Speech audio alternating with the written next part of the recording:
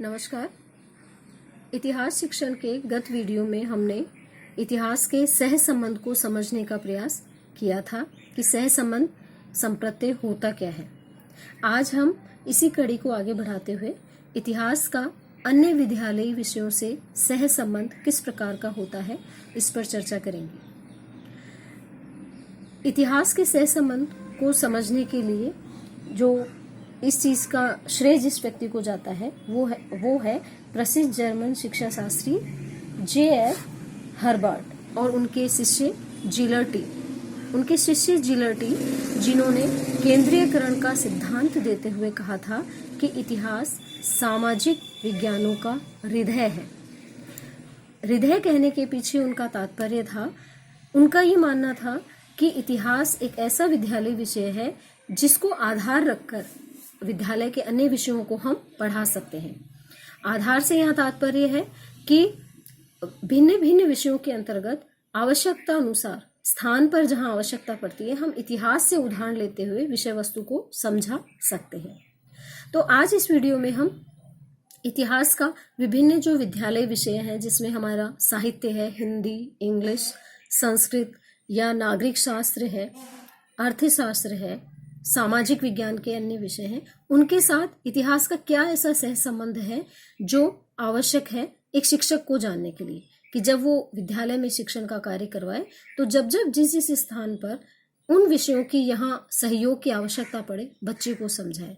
इससे जहाँ एक और हमने पिछले वीडियो में महत्व के रूप में पढ़ा था कि बच्चों का ज्ञान का विस्तार होगा, क्षेत्र विस्तृत होगा, उस पर भी प्रभाव पड़ता है। तो सर्वप्रथम हम देखते हैं इतिहास एवं साहित्य इन दोनों में किस प्रकार का सह संबंध है। इतिहास में हम साहित्य के महत्व को अगर देखें तो इतिहास कथात्मकता लिए हुए होता है, यानी इतिहास का जन्म हम कथाओं के रूप में देखते हैं। तो यहाँ साहित्य की अनिवार्यता आवश्यक है, इसलिए इतिहास का शिक्षण करवाते समय शिक्षक को उसे सरल यथार्थ बनाने के लिए नीरस वो न लगे, इसके लिए कथाओं का या साहित्य के उदाहरणों का प्रयोग करना चाहिए। क्योंकि साहित्य की अनुपस्थिति के बिना इतिहास स्वयं संकुचित हो जाता है। उसकी व्यापकता को निर्धारित करने के लिए हम स्थान स्थान पर साहित्य का प्रयोग कर सकते हैं। इसके अतिरिक्त इतिहास में रोचकता का समावेश करने के लिए, यानी इतिहास एक नीरस विषय के रूप में माना जाता है, तो उसकी नीरसता को तोड़ने के लिए उसमें साहित्य का प्रयोग करके या साहित्य के से उदाहरणों को लेकर हम उसे और अधिक रोचक बना सकते हैं, क्योंकि रुचिपूर्ण चीजें बालक के सीखने में अधिक प्रभावी होती हैं।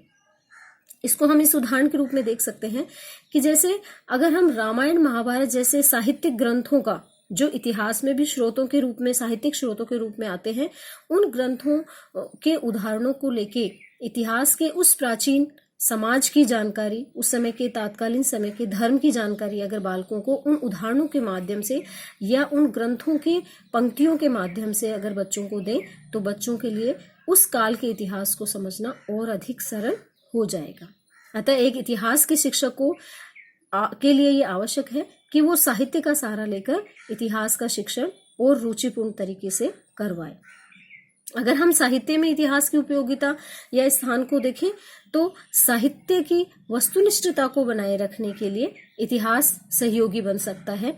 यानी जहां पर कहानी, कथा, यात्रा वृतांत आदि के अंतर्गत इस तरह के बिंदु आते हैं कि जहां पर इतिहास में उसकी स्रोतों के रूप में उसका प्रयोग किया जाए।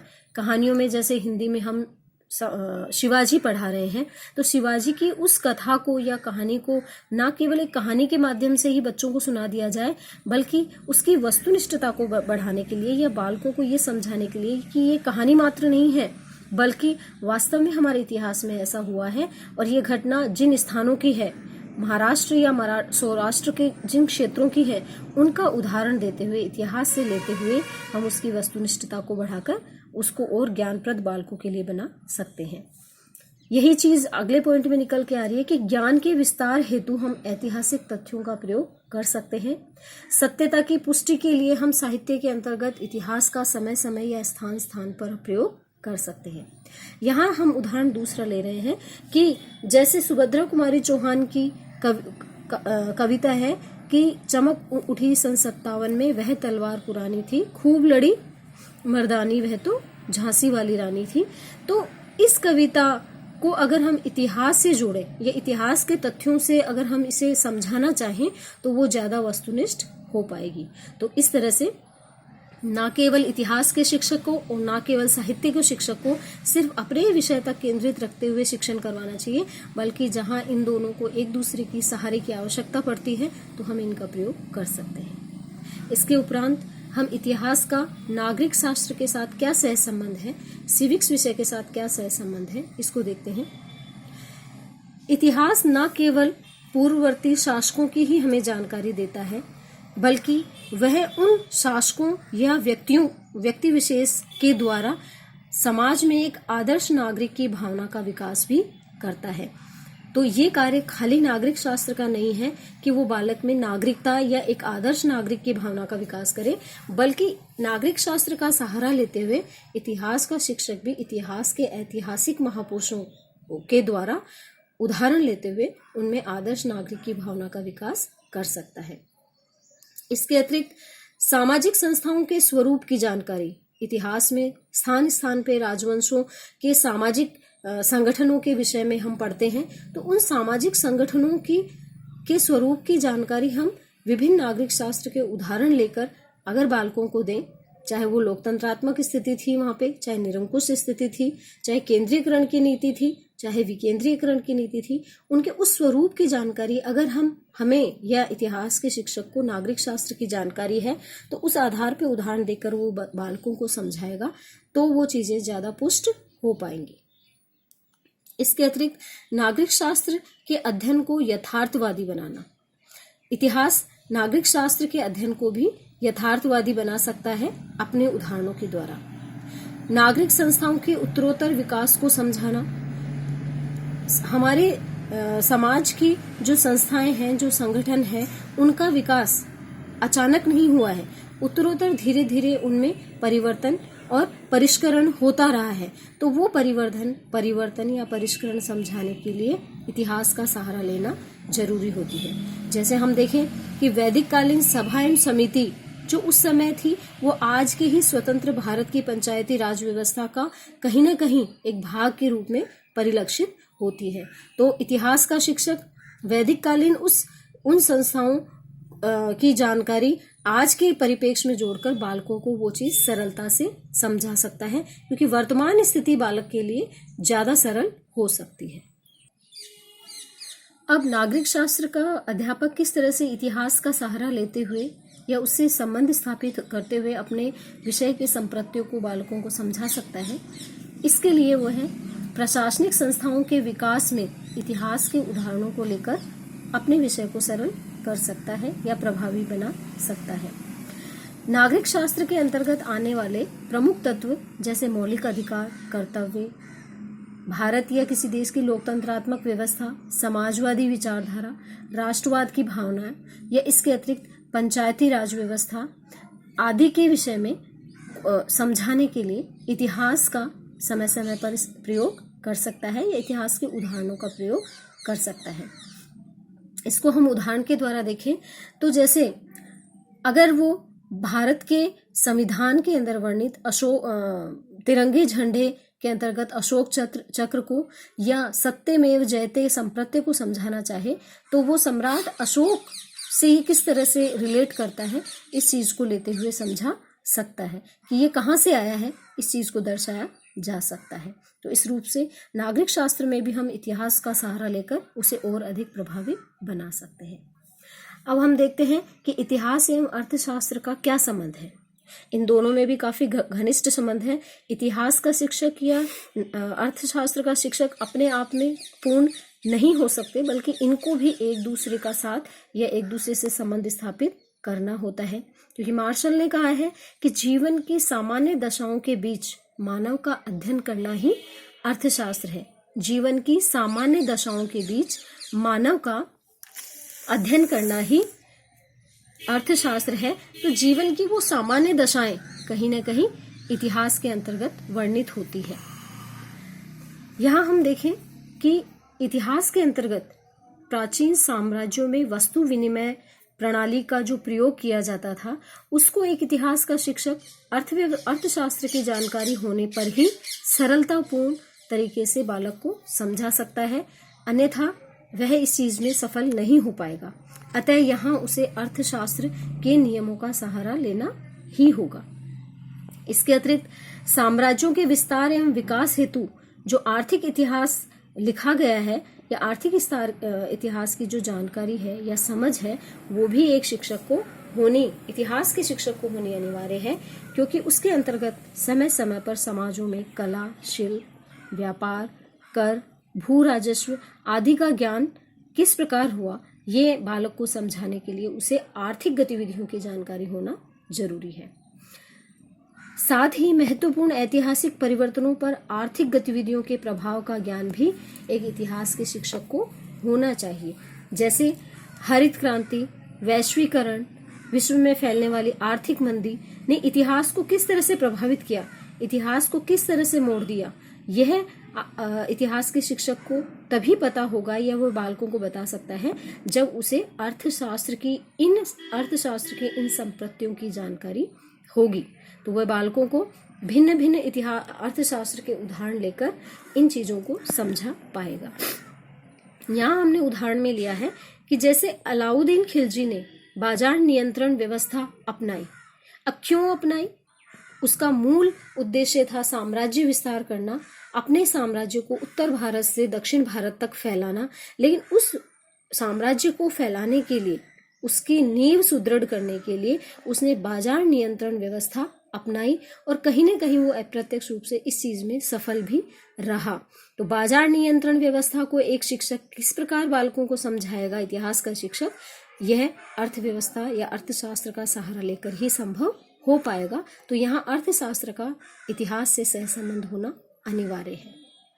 दूसरे रूप में हम अर्थशास्त्र के अध्यापक के लिए इतिहास की अनिवार्यता क्या है इसको देखें तो आर्थिक विचारधारा की ऐतिहासिक पृष्ठभूमि को समझने हेतु उसे इतिहास का सहारा लेना ही होगा।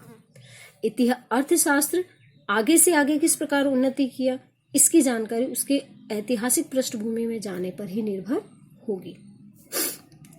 दूसरा, वस्तु विनिमय प्रणाली से वर्तमान की मुद्रा के विकास की समझ में भी इतिहास एक अर्थशास्त्र के शिक्षक के लिए सहायक बन सकता है, क्योंकि ये जो वस्तु विनिमय की प्रणाली थी इतिहास के ही पन्नों में शुरू होती है।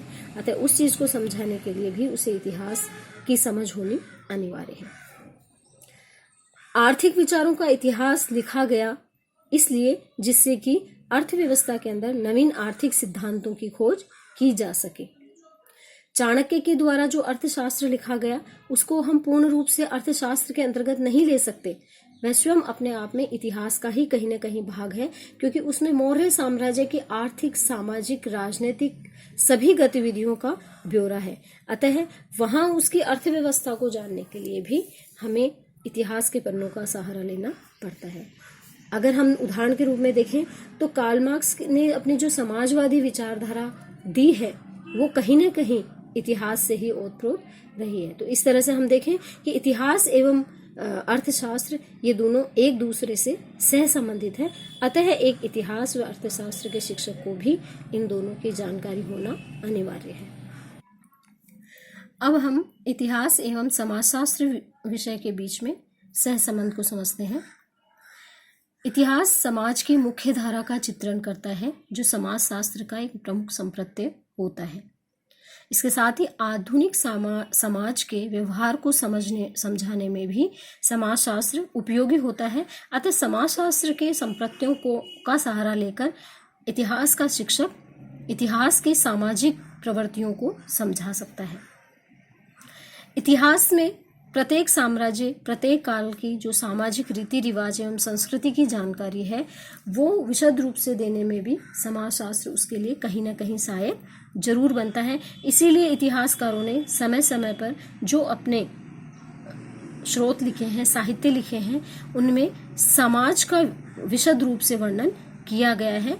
जैसे मेगास्थनीज की इंडिका में उन्होंने तात्कालीन साम्राज्य की सामाजिक व्यवस्था, वहाँ के रीति रिवाज, वहाँ के उत्सव, संस्कृति आदि की जानकारी हमें दी है। तो उसे प्रभावी रूप से समझाने के लिए इतिहास के शिक्षक को समाजशास्त्र की जानकारी होना आवश्यक है।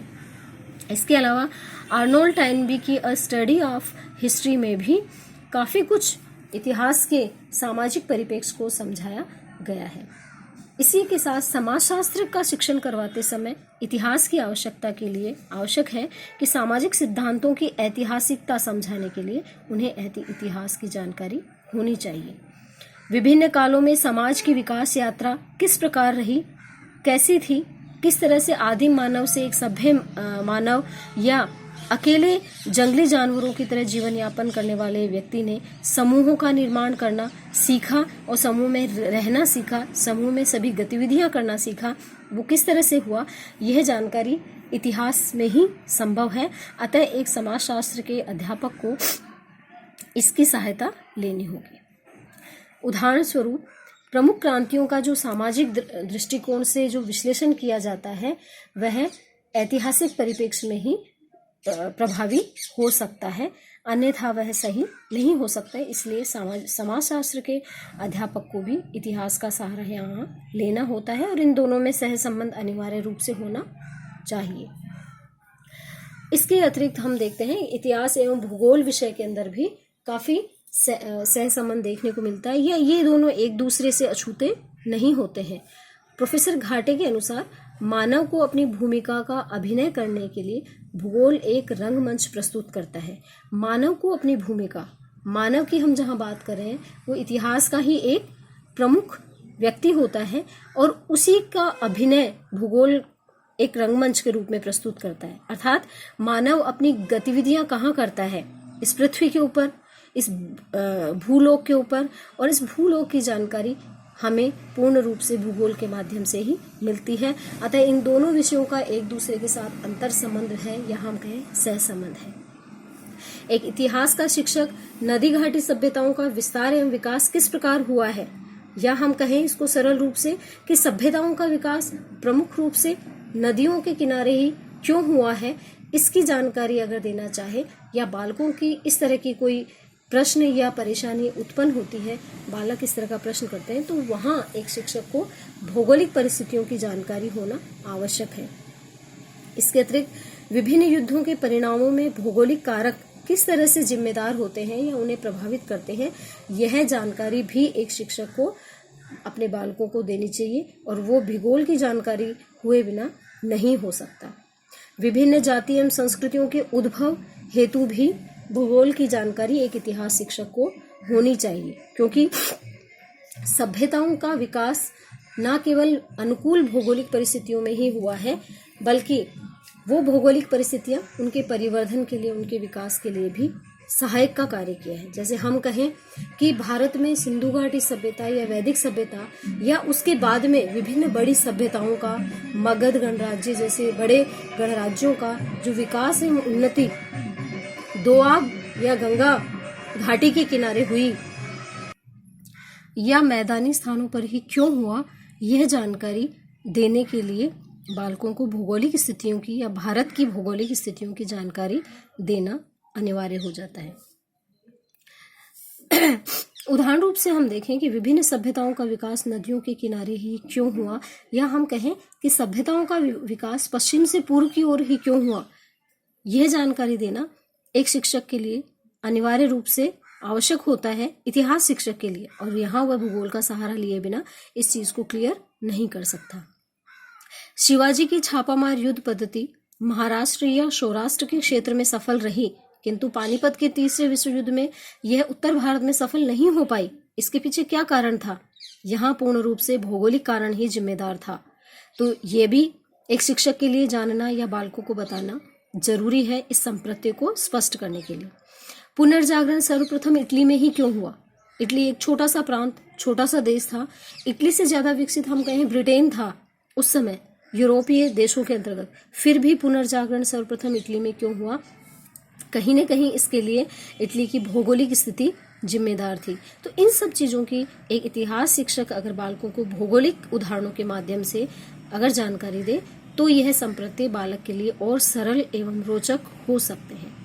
तो यहाँ पर भूगोल की जानकारी एक इतिहास शिक्षक के लिए होना जरूरी है। अब हम देखें कि भूगोल के अंतर्गत इतिहास कैसे सहायक बनता है कि भौगोलिक सिद्धांतों की समझ विकसित करने के लिए इतिहास की आवश्यकता होती है।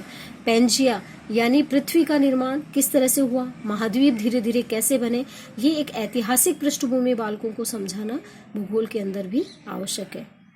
स्थान विशेष की जानकारी में इतिहास की आवश्यकता, किसी भी भौगोलिक परिवेश की जानकारी में देखें वहाँ की ऐतिहासिक पृष्ठभूमि क्या है ये बताए बिना हम उस स्थान की भौगोलिक स्थितियों को पूर्ण रूप से या वस्तुनिष्ठ रूप से या सत्य रूप से दर्शा सकें, यह नहीं हो सकता। अतः उसकी जानकारी भी बालकों को देना जरूरी है।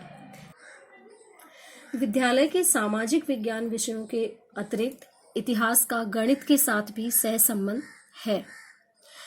गणित के साथ अगर हम इसके सहसंबंध को देखें या गणित का इतिहास के साथ सहसंबंध को देखें तो ऐतिहासिक कालक्रम के लेखे को समझाने के लिए एक शिक्षक को गणितीय मानचित्र, रेखाचित्र, ग्राफ आदि का ज्ञान होना आवश्यक है। विभिन्न कालों की वंशावलियों एवं काल का अंतर ज्ञान देने के लिए भी उसे गणित के संप्रत्यों का सहारा लेना पड़ता है या ज्ञान होना अनिवार्य है। ज्यादातर बच्चे BC और AD में कंफ्यूज होते हैं, ईसा पूर्व या ईसा के बाद के काल में कंफ्यूज होते हैं, तो वो संप्रत्य भी स्पष्ट करना टीचर के लिए अनिवार्य है। इसके लिए उसे गणितीय प्रणालियों की जानकारी होना अनिवार्य है। गणितीय सिद्धांतों का उद्भव एवं ऐतिहासिक ज्ञान, गणित विषय पढ़ाने के दौरान उसे गणित के शिक्षक को इतिहास में गणित के सिद्धांतों का किस तरह से विकास हुआ, किस तरह से शून्य की खोज हुई, ये जानकारी देना, पाइथागोरस थ्योरम्स कैसे बनी, ये जानकारी देने के लिए उसे कहीं न कहीं इतिहास का ज्ञान होना जरूरी होता है। अतः एक इतिहास व गणित के शिक्षक को भी परस्पर दोनों विषयों की जानकारी होना आवश्यक है, जिससे कि वो यथास्थान इनके उदाहरणों का प्रयोग करके बालकों के ज्ञान को और समृद्ध कर सके। इतिहास का सामान्य विज्ञान के विषयों के साथ भी सहसंबंध होता है। हम ये नहीं कह सकते कि इतिहास स्वयं एक कला का विषय है तो उसका विज्ञान के साथ कोई सहसंबंध नहीं है, क्योंकि जब हम इतिहास की प्रकृति को पढ़ते हैं तो वहाँ देखते हैं कि इतिहास कला एवं विज्ञान दोनों है। इसलिए इतिहास का विज्ञान के विषयों के साथ भी सहसंबंध है।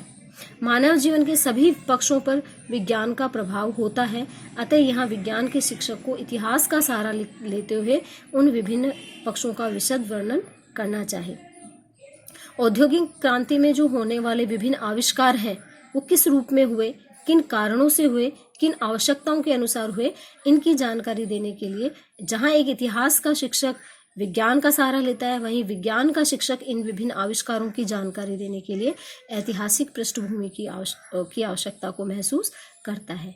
तो इस तरह से हम इन विभिन्न विषयों का इतिहास के साथ सहसंबंध जानकर हम बालकों को उसी प्रकार से अगर जानकारी दे तो विद्यालयी स्तर पर आज के समय में आने वाली ये समस्या कि सभी विषय एक दूसरे से दूर होते जा रहे हैं बालकों की समझ के अनुसार, तो उसको हम दूर कर सकते हैं। इसलिए एक शिक्षक को, न केवल इतिहास का शिक्षक, बाकी सभी विषय के शिक्षक को एक दूसरे विषय के साथ अंतर संबंध या सह संबंध स्थापित कर या समय समय पर उनका प्रयोग कर अपने शिक्षण को प्रभावशील बनाना चाहिए। धन्यवाद।